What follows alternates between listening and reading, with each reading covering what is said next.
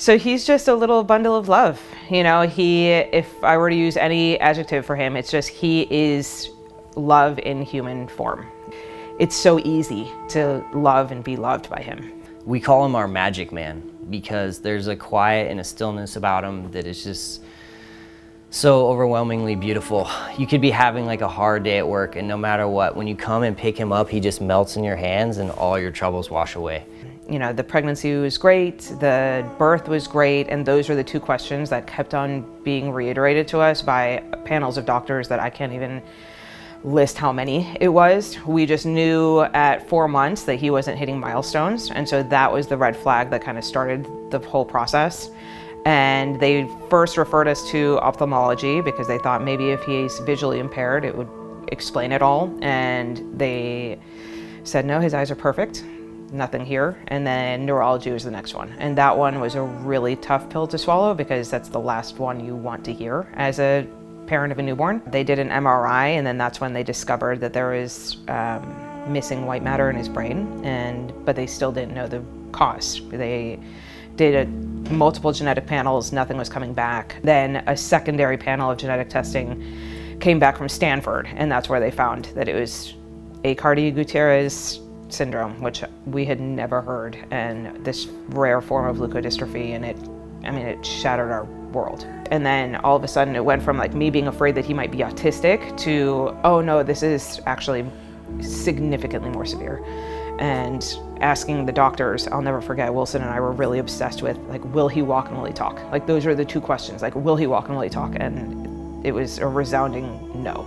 Wilson and I at that point realized, like, we really want our oldest son to have a sibling to shoulder this with. And so we decided to grow our family really quickly, even though we were in this kind of anticipatory grief cycle.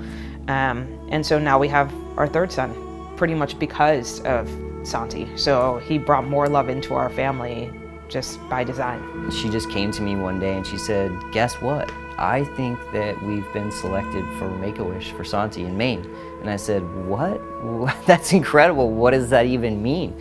And she said, well, they're gonna grant him a wish. And I was just like taken back because it was huge and grandiose and overwhelming, the thought of somebody wanting to do something special for our family.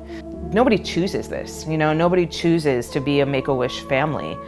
But when you become one, you access a level of community that the rest of the world doesn't get to see.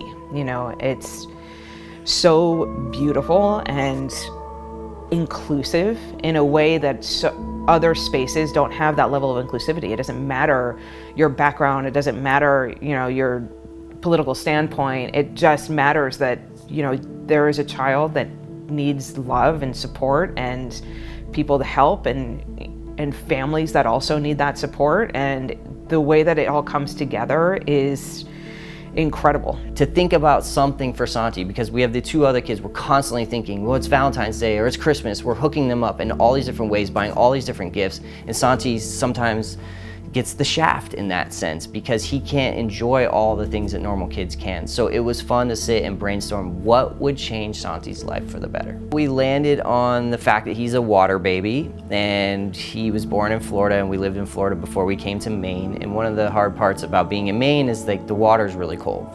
You don't have access to warm, enjoyable water. And so we landed on having a hot tub for him because he loves being in the water.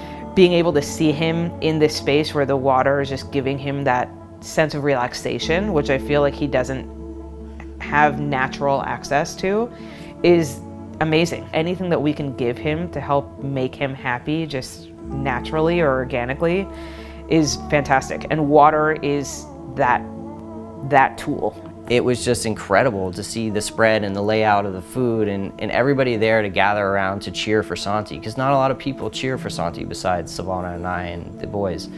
So to have another group of outside people that don't know us at all come in and just say, we want to do something special for this kiddo, and you know, that was really, really amazing.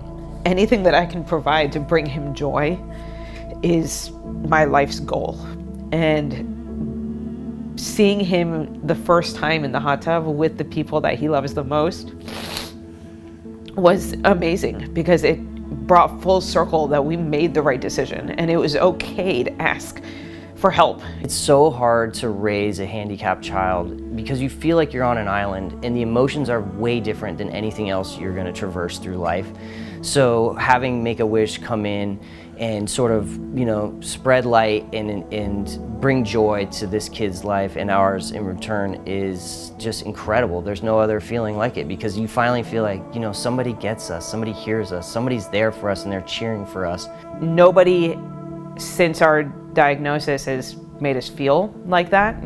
Even doctors that have really held our hand through the process, it's a singular exchange with them, whereas this included the whole family, because the whole family is affected by this. Life is precious, life is fragile, and it's fleeting. And my favorite moments are just like when I can grab him and walk outside and, like I said, just sit in the hammock and swing with him and look into his eyes, and we don't have to say anything, but the world is right and everything is perfect in that moment.